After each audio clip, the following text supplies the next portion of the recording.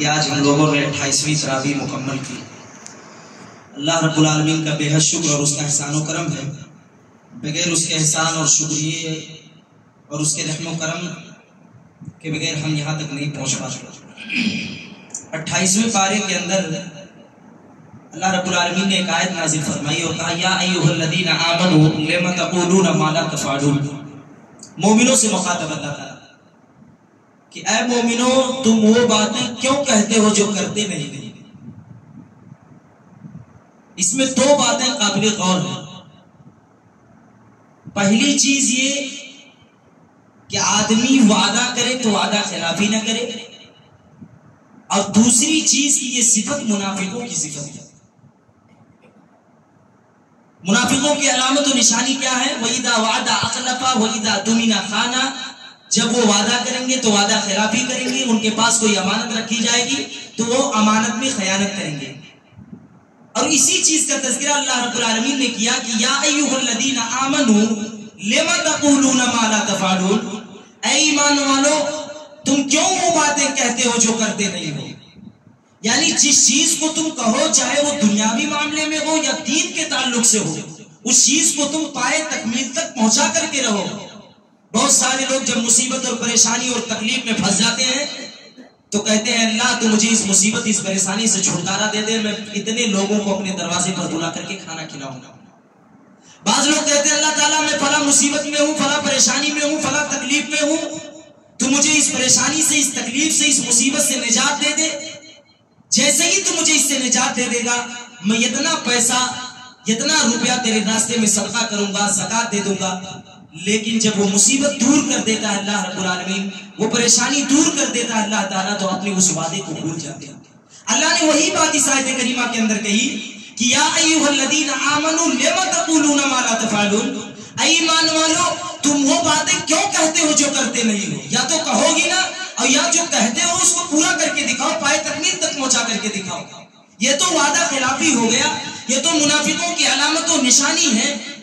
منافق اللہ کے نبی کریم صلی اللہ علیہ وسلم کے بارگاہ رسالت میں آتے تھے تو کہتے تھے اللہ کے نبی ہم بہت زیادہ ہمدرد و خیرخواہ ہیں۔ آپ کو یاد ہونا چاہیے جنگ احد کا وہ واقعہ، میں نے تفصیلی طور پر اس کا ذکر بھی کیا تھا۔ جنگ احد میں اللہ کے نبی کریم صلی اللہ علیہ وسلم نے جب مسلمانوں سے کہا کہ سب بندی کرو، جنگ کی تیاری کرو، جو کچھ ساز و سامان ہے اس کو لا کر کے اکٹھا کرو، اس میں کچھ منافق بھی تھے، اور منافقوں سے بھی اللہ کے نبی کریم صلی اللہ علیہ وسلم نے کہا کہ آپ لوگ بھی جنگ کی تیاری کریں۔ جب جنگ کی تیاری ہونے لگی، مسلمان تیاری کرنے لگے، ادھر اللہ رب العالمین، اللہ کے نبی صلی اللہ علیہ وسلم کے پاس انہوں نے جی حضوری کی کہ اے اللہ کے نبی آپ نے یہ آرڈر دیا ہے، یہ حکم دیا ہے، ہم انشاءاللہ تعالی جنگ میں شامل ہوں گے اور کافروں کو ہم لوگ شکست دیں گے، اور ہم لوگ آپ لوگوں کے ساتھ ہیں، اور انشاءاللہ تعالی جہاں بھی ضرورت پڑے گی، جس وقت ضرورت پڑے گی، جیسے ضرورت پڑے گی، ہم لوگ حاضر ہیں سر، ہر چیز سے، ہر اعتبار سے، اپنے مال سے، اپنے جسم سے، ہر اعتبار سے حاضر ہیں۔ لیکن جب جنگ احد سج گئی، جنگ کا میدان سج گیا، سارے لوگ دشمن اور مسلمان آمنے سامنے ہو گئے، تو منافق پیچھے سے بھاگ گئے، انہوں نے دھوکہ دے دیا، اور اس میں کچھ مسلمانوں کی بھی کمی اور غلطی اور کوتاہی تھی۔ اللہ کے نبی نے کہا تھا اس ٹیلے سے نہ ہٹنا، تیر اندازوں کو اللہ کے نبی نے بٹھایا تھا لیکن بات نہیں مانی، وہاں سے اٹھ کر کے چلے آئے۔ مسلمانوں کی بھی غلطی تھی، لیکن کہنے کا مطلب یہ ہے کہ منافقوں نے وعدہ کیا تھا اللہ کے نبی کریم صلی اللہ علیہ وسلم سے ہم آپ کے ساتھ جنگ لڑیں گے، لیکن جب جنگ کا وقت اور ٹائم آیا، دشمن فوج سامنے آ گئی تو پیچھے سے دھوکہ دے کر کے چلے آئے، بھاگ گئے۔ اللہ رب العالمین نے اسی لیے مومنوں سے خاص طور پر، خصوصی طور پر مخاطب ہو کر کے کہہ رہا ہے اے ایمان والو تم وہ بات کیوں کہتے ہو جس چیز کو تم پورا نہیں کرتے ہو؟ گویا پتہ یہ چلا اگر ہم کسی چیز کا کوئی وعدہ کرتے ہیں، ہم اپنے زبان میں، اپنے دل میں کسی چیز کو سوچتے ہیں کرنے کے لیے، چاہے وہ دینی معاملات میں ہو، چاہے وہ دنیاوی معاملات کے حساب سے ہو، ہماری یہ کوشش، ہمارا یہ فریضہ، ہماری یہ ذمہ داری ہونی چاہیے کہ ہم اس کو پائے تکمیل تک پہنچانے کی کوشش کریں، ورنہ ہمارا شمار منافقوں کے لسٹ اور شمار میں کیا جائے گا۔ ایک دوسری آیت اللہ رب العالمین نے طلاق کا تفصیلی طور پر تذکرہ کیا ہے سورۃ الطلاق کے اندر 28ویں پارے کے اندر، اور کہا یا ایھا النبی اذا طلقتم النساء فطلقوهن لعدتهن۔ اے نبی پاک صلی اللہ علیہ وسلم آپ اپنی کسی عورت کو اگر طلاق دینا چاہتے ہو تو عدت پورا ہو جائے تب اس کو گھر سے باہر نکالو. فَطَلِّقُوهُنَّ لِعِدَّتِهِنَّ. جب کسی عورت کو تم طلاق دینا چاہو تو جب اس کی عدت پوری ہو جائے تب تم اس کو گھر سے باہر نکالو. فائدہ کیا ہے اس کا؟ اسی لیے 3 طلاق کا حکم دیا گیا ہے، وہ بھی 3 طہر میں. بعض لوگ اس میں پھنس جاتے ہیں. 3 طلاق 3 طہر، یعنی 3 طلاق آپ کو 3 بار میں دینا ہے، تب جا کر کے آپ کا طلاق مکمل اور کمپلیٹ ہوگا. ایک بار اگر آدمی طلاق دے دیا تو اس کے اوپر پھر اس کی بیوی اس سے علیحدہ ہونا پڑے گا، ضروری ہو گیا. لیکن ابھی وہ اس کی بیوی مانی جائے گی، پھر وہ دوسرے طور میں طلاق دے گا، تیسرے طور میں، یعنی 3 مرتبہ اگر کنٹینیو اس نے طلاق دے دیا تو پھر وہ اس کی بیوی نہیں رہی، وہ اس کے لیے حرام ہو گئی. اگر وہ دوبارہ لوٹنا چاہتی ہے تو اس کے لیے ضروری یہ ہے کہ وہ عدت پورا کرے، پھر سے مہر کی ادائیگی کرے، تب اس سے نکاح کرے، تب وہ اس کے لیے حلال ہوگی. اللہ رب العالمین نے نبی مکرم سے کہا کہ اے نبی پاک صلی اللہ علیہ وسلم، آپ جب بھی کسی عورت کو طلاق دیجئے تو بغیر عدت پورا ہوئے اس کو الگ تھلگ مت کیجیے. عدت پوری ہونے میں ایک وجہ اور سبب و فائدہ اسلام نے یہ بیان کیا ہے کہ ہو سکتا ہے عدت کے درمیان تمہارے دل میں اس کے دل میں پھر سے وہ محبت لوٹ آئے، وہ الفت لوٹ آئے، وہ ہمدردی لوٹ آئے. جو کمی اس کے اندر ہے، جو غلطی اس کے اندر ہے، جو کوتاہی اس کے اندر ہے، ہو سکتا ہے ان 3 مہینے کے درمیان یا 4 مہینے کے درمیان جو بھی عدت ہے اب اس کے درمیان ہو سکتا ہے وہ لوٹ آئے اور تم پھر سے ایک دوسرے کے ساتھ مل جاؤ، نکاح کے ذریعے سے، مہر کی ادائیگی کے ذریعے سے. اس لیے بغیر عدت گزارے ہوئے تم عورتوں کو باہر طلاق دے کر کے گھر سے باہر نہ نکالو. اور عدت کے درمیان شوہر کے لیے ضروری یہ ہے کہ وہ اس وقت تک، جب تک کہ وہ اس کی عدت پوری نہیں ہوگی، جب تک وہ اس کو خرچہ دے گا، اس کے مال و نفقہ کا اہتمام اور انتظام کرے گا، جب تک کہ اس کی عدت پوری نہیں ہوگی تب تک پورا خرچہ جو ہے وہ شوہر کے ذمہ ہوگا اور شوہر پورا خرچہ اٹھا لے گا. یہ اسلام نے ہمیں تعلیم دی ہے. اور آگے بڑھیے اس پارے کے اندر، جیسا کہ کل شیخ محترم نے تفصیلی طور پر ذکر کیا تھا اولاد کی تربیت کے تعلق سے، آیت آ گئی تو میں مناسب یہ سمجھتا ہوں کہ اس کی بھی تفصیلی وضاحت کر دی جائے. اللہ نے کہا یا ایھا الذین آمنوا قوا انفسکم واہلیکم نارا وقودها الناس والحجارہ علیہا ملائکۃ غلاظ شداد لا یعصون اللہ ما امرهم ویفعلون ما یؤمرون. اے ایمان والو، سب سے پہلے تو تم اپنے آپ کو جہنم کی آگ سے بچاؤ، وَأَهْلِيكُمْ نَارًا، اور اس کے بعد اپنے اہل و عیال کو جہنم سے آگ سے بچاؤ.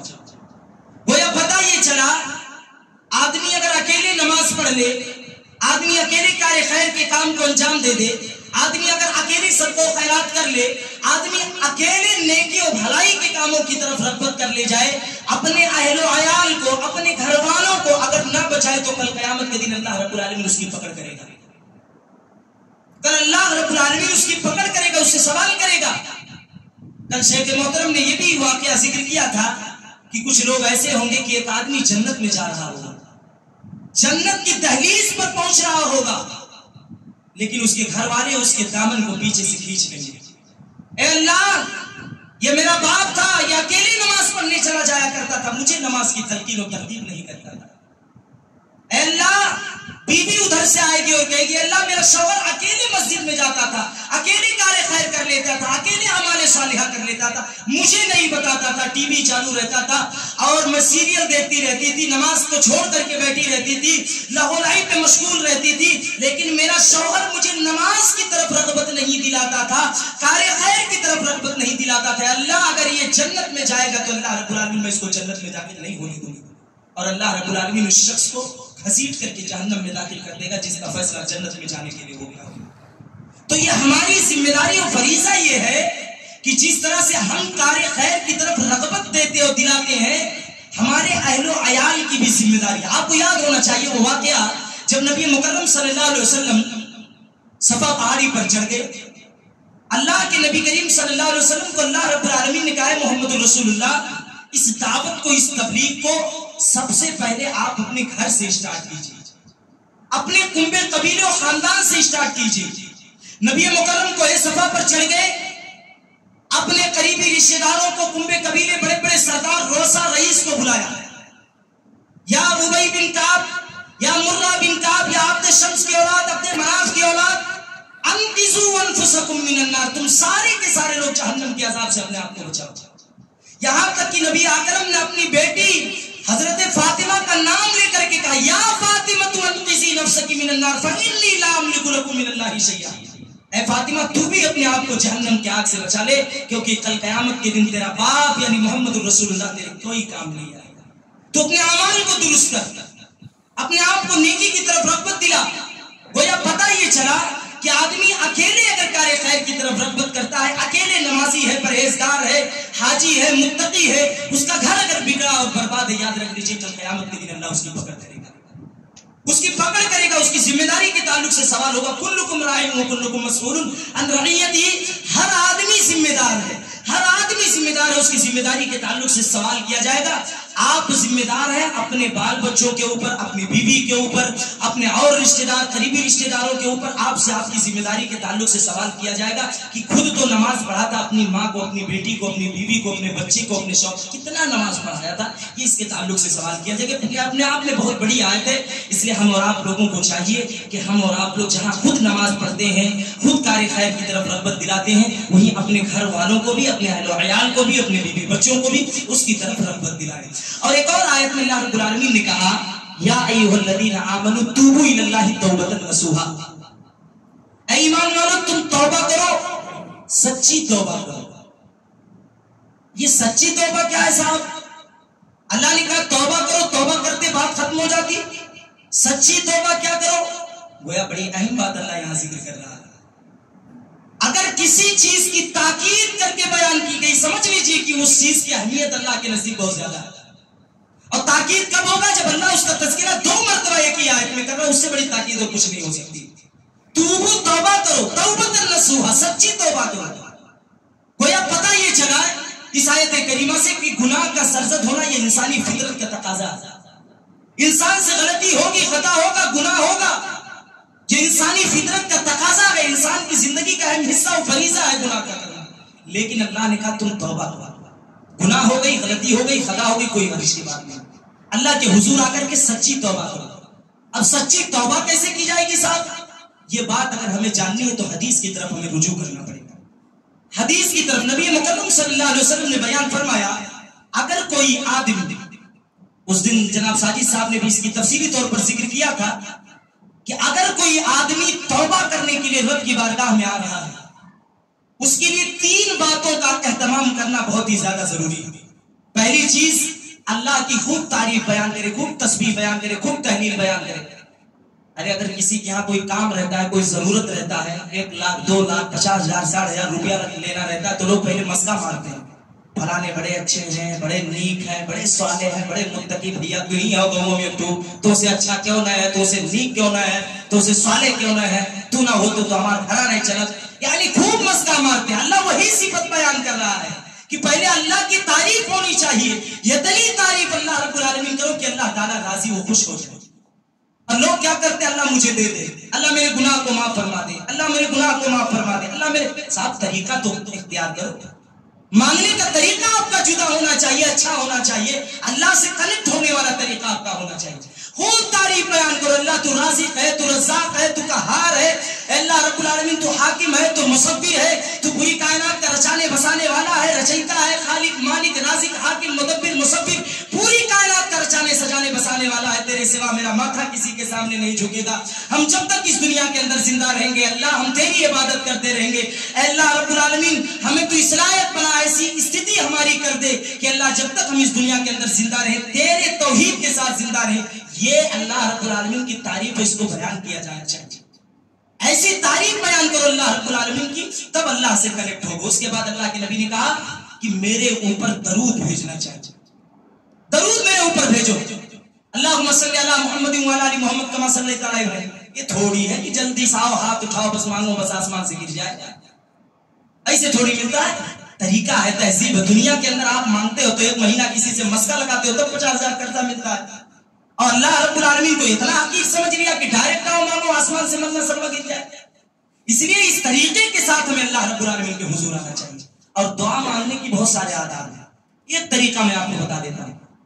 جب اللہ سے دعا مانگنا ہے، اپنے توبہ اور استغفار کرنے کا طریقہ جب آپ ہاتھ اٹھائے ہیں تو لوگ کہتے ہیں اللہ تو معاف کر دے، اے اللہ تو معاف، نہیں، یہ طریقہ نہیں ہونا چاہیے۔ ایک بچے کو دیکھیں آپ، اپنے باپ سے کیسے پیسہ مانگتا ہے؟ ابا تو پیسہ دو، نہیں دیبو تو ہم بھاگ جاتے۔ ابا آپ یہ چیز مجھے دلائیے، نہیں دلاتا ہے باپ تو بچہ روتا ہے۔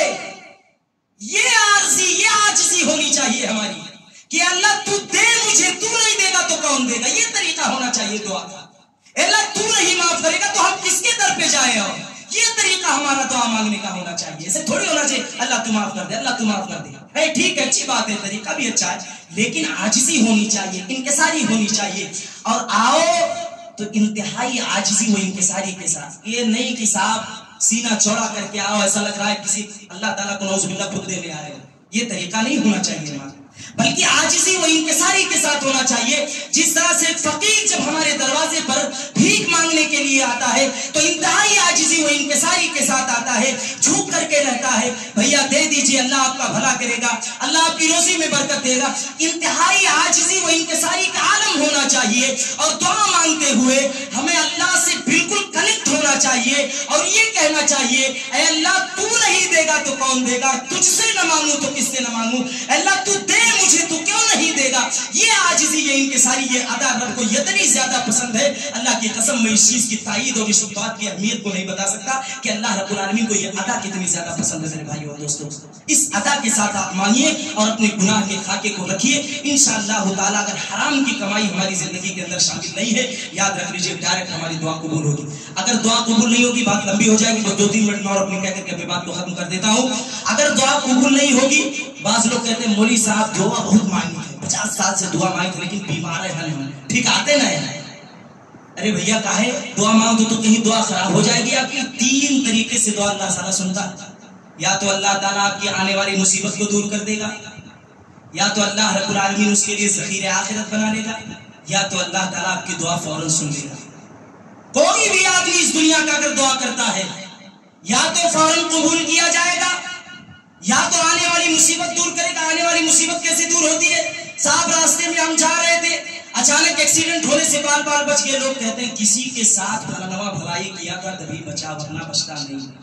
یہ بھلائی سے نہیں بچے، بلکہ یہ دعاؤں کا نتیجہ اور صلہ ہے کہ آپ نے دعا کیا، اللہ نے آنے والی مصیبت کو ہٹا دیا، ٹال دیا۔ اور یا تو ذخیرہ آخرت بنا لے گا، کل قیامت کے دن اللہ رب العالمین آپ کے دعاؤں کے سارے خاکے کو آپ کے سامنے اٹھا کر کے رکھ دے گا کہ دیکھ بندہ جو تو دنیا کے اندر دعا مانگا تھا، آج میں تجھے اس کا بدلہ اور صلہ دے رہا ہوں۔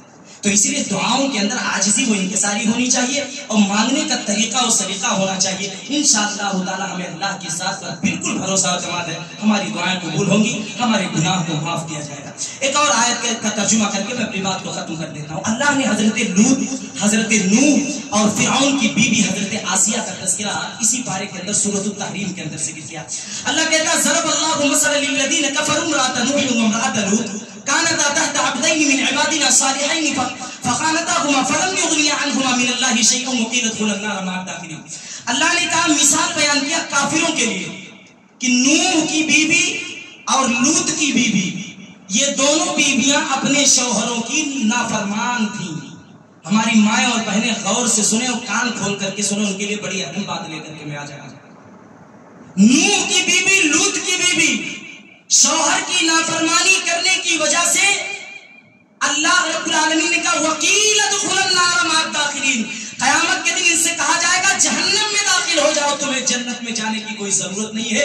کیوں؟ کیونکہ تم نے شوہر کی نافرمانی کی، اور نافرمانی کرتے ہوئے اللہ پر ایمان لے کر کے نہیں آئے۔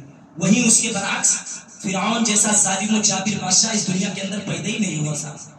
ان کی بیوی حضرت آسیہ، روایت کے اندر آتا ہے جب حضرت آسیہ ایمان لے کر کے آئی تو اس ظالم فرعون نے ان کو تپتی ہوئی دھوپ کے اندر الٹا لٹا کر کے ان کے ہاتھوں کے اوپر کھیلا ٹھوک دیا، ان کے پیروں کی دونوں پسلیوں کے بیچ میں کھیلا ٹھوکوا دیا، اور ان کے پیر کے اندر پٹا باندھ دیا، ایک پٹی کو ایک پیڑ میں اور گلے کے اندر ایک پٹا باندھ کر کے ایک پیڑ میں گھسیٹ رہی ہے۔ وہاں سے وہ دعا کر رہی ہے ضرب اللہ مثلا للذین کفروا امرأۃ فرعون، اے اللہ رب العالمین میں فرعون کی مصیبت کو جھیل رہی ہوں، فرعون کی پریشانی کو جھیل رہی ہوں، اے اللہ مجھے کچھ نہیں چاہیے. میں نے فرعون کے محل کو چھوڑا, اس کے دربار کو چھوڑا, صرف اس لیے کہ تو اپنے لیے اپنے پاس جنت میں میرے لیے گھر بنا دینا, اور کسی چیز کی طلبگار میں نہیں ہوں. اللہ رب العالمین جنت میں میرے لیے گھر بنا دے.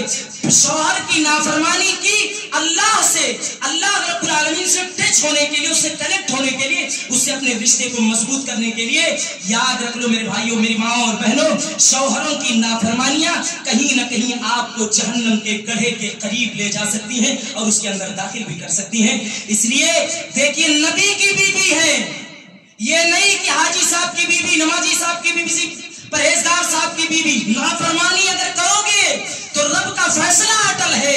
نبی ہو, ولی ہو, کوئی بھی ہو, اگر تم اپنے شوہر کی نافرمانی کرو گے, تمہارا نبی بھی نہیں بچا پائے گا, ولی بھی نہیں بچا پائے گا, عالم بھی نہیں بچا پائے گا, جاہل بھی نہیں بچا پائے گا. لیکن اگر تم اللہ رب العالمین سے کنیکٹ ہو کر کے اپنی زندگی گزارو گے, اعمال صالحہ کے ساتھ اپنی زندگی گزارو گے, فرعون کی بیوی آسیہ کو بھی اللہ رب العالمین جنت میں داخل کر سکتا ہے. اللہ رب العالمین سے دعا ہے مولا کریم تو ہم تمام کے تمام لوگوں کو کہی ہوئی باتوں پر ہم تمام لوگوں کو عمل کرنے کی توفیق عطا فرما. اللہ رب العالمین سے دعا ہے مولا کریم جو ہم میں سے پریشان ہیں ان کی پریشانی کو دور کر دے. اللہ تعالیٰ سے دعا ہے مولا کریم جو ہم میں سے مصیبت زدہ ہیں ان کی مصیبتوں کو دور کر دے. اللہ تعالیٰ سے دعا ہے مولا کریم جو ہم میں سے قرض کے بوجھ کے تلے دبے ہوئے ہیں مولا تو ان کے قرض کو دور کر دے. اللہ تعالیٰ سے دعا ہے مولا کریم جو ہم میں سے مسلمان بھائیوں کے دل میں ایک دوسرے کے لیے کینہ, حسد, بغض, بغاوت, دشمنی ہے, مولا کریم تو اس کو دور کر دے. آپس میں ایک دوسرے کو بھائی بھائی بنا دے, آپس میں ایک دوسرے کے ساتھ ہمدردی, خیرخواہی کا جذبہ رکھنے والا بنا دے. مولا کریم ایک دوسرے کے دکھ میں, تکلیف میں, مصیبت میں, پریشانی میں آنے والا جانے والا, اس کی دکھ کو اپنی دکھ, اس کی پریشانی کو اپنی پریشانی کرنے والا بنا دے. مولا کریم ہم مسلمانوں کی مدد فرما. مولا کریم جو ہم میں سے پریشان حال ہے ان کی پریشانی کو دور کر دے. مولا فلسطین کے مسلمانوں کی مدد فرما. مولا غزہ کے مسلمانوں کی مدد فرما. مولا ہندوستان کے اندر جو ہماری حالت ہے, جو کیفیت ہے, مسلمان ستائے جا رہے ہیں, پریشانی کا عالم ہے, مولا کریم تو اس پریشانی کو دور کر دے, ان تکلیفوں کو ان سے ختم کر دے, ہٹا دے. مولا کریم جو اس دنیا سے رخصت ہو گئے, چاہے وہ ہمارے مرد حضرات ہوں یا عورتیں ہوں, بچے ہوں, جوان ہوں, بوڑھے ہوں, بزرگ ہوں, مولا جو اس دنیا سے رخصت ہو گئے ان کے قبروں کو نور سے بھر دے, ان کو کروڑ کروڑ جنت نصیب فرما. مولا تو ان کو جنت کی کیاریوں میں سے کیاری کھول دے. مولا جو اس دنیا کے اندر زندہ ہیں, حیات ہیں, تو انہیں اعمال صالحہ کرنے کی توفیق عطا فرما. انہیں جب تک زندہ رکھ, ایمان پر زندہ رکھ, خاتمہ بالخیر ہو, ایمان پر ہو. آمین. اقول قولی ھذا استغفر اللہ لی ولکم ولسائر المؤمنین فاستغفروہ انہ هو الغفور الرحیم. والسلام علیکم ورحمۃ اللہ وبرکاتہ.